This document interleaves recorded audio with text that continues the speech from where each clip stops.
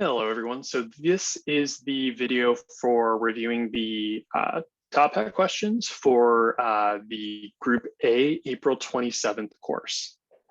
So the first question I had was asking about Uber and zero profits. So that's actually a really, really good question. And just basically saying, why does Uber continue to exist and continue to be able to make zero profits? Because it seems like the firm is not in the long-term equilibrium because they're making significant losses. So very good point, and just kind of to briefly touch on that. So the reason that firms can exist when they continue to make losses is because there is some sort of outside investor or individual that feels like at some point the firm is going to make profits. So because of that, they basically subsidize the firm and subsidize its losses.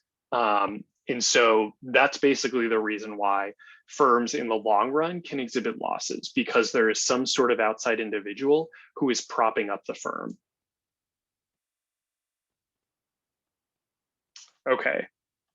The next question was kind of trying to think about the intersection or the difference between shutdown for firms. So we can see here, we have the firm's average variable cost curve and average total cost curve. And then we have their marginal cost curve. So in this example, we're told that the price in the market is $50. So the firm is going to produce at that quantity, and that is going to be the price in the market.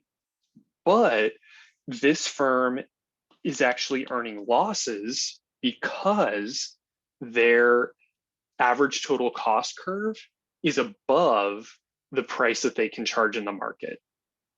So the question was asked, well, why does this firm continue to operate in the short run?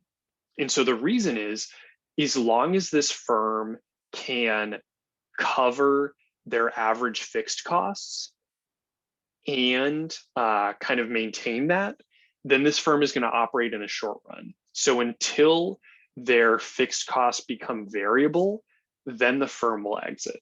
But until that point, the firm is going to stay in the market because they're covering their fixed costs. So this question was from the pre-lecture quiz, chapter 15. I think it was question 3. And this question was asking, so a company is considering building a bridge, and the bridge would cost $350,000 to build, but nothing to maintain. So first thing we know, marginal cost is equal to 0. And we know that because we're told here that the bridge has no maintenance costs. So because of that, you just build it and you're done. So the marginal cost is 0. So then the question is asking, should the company build the bridge based on the following table? So the first thing that you need to do for this question is you need to compute total revenue, because you're not given total revenue. The second thing you need to do is compute marginal revenue, because you are not given marginal revenue in the question. You are just given price and quantity. So once you've computed total revenue, marginal revenue, then you need to determine where the perfectly competitive firm is going to choose to produce. So we can see that the marginal revenue here is going to be between 0.5 and negative 0.5 at a price of $2. So because of that, that is where the firm is going to charge the price. So the price of the bridge crossing is going to be $2. And the firm makes a total revenue of $320,000.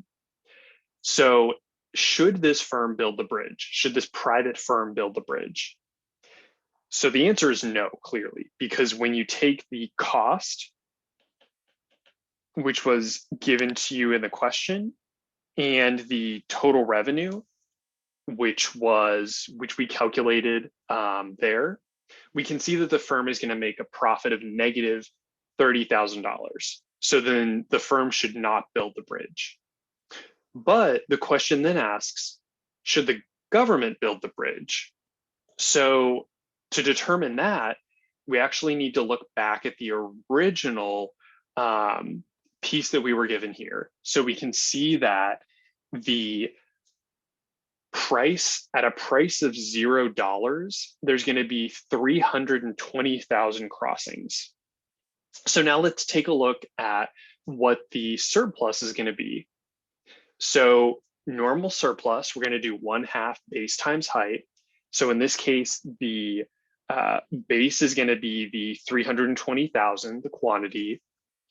And remember, for the maximum price, we just need to determine that it's going to be 4, which we're actually given from the table. And we actually don't need to subtract it from anything because it intersects at a price of 0 down here. So that actually makes this very easy. We just take 320, multiply it by 4, which gives us a surplus of 640,000. So because 640,000 is greater than 350,000, or the cost, the government should build the bridge, and the government should charge a price of $0. Because remember, the government is trying to emulate a perfectly competitive firm. So the government should charge a price where P equals MC. And in this case, because MC is 0, we know that the government is going to charge a price of 0. Okay. So then the next question was kind of asking about what is the difference between marginal costs and variable costs, and are they the same? So they are not the same. That's very important. So variable costs basically just refer to costs that change as the total level of output changes. So basically, as you increase the total level of output, the variable costs are going to change. And just that change is the variable cost. So the next thing then, marginal costs are referring to the additional cost incurred for producing each additional unit of the product. So variable cost is a total level, whereas marginal cost is the additional cost. And importantly, you can see in this graph that marginal costs and variable costs are not the same almost everywhere. So marginal cost will usually be smaller than the variable cost because the variable cost, or sorry, the marginal cost only refers to the variable cost associated with making the last unit of the good, not the total cost of the good. So that's why there is that important distinction between marginal and variable cost.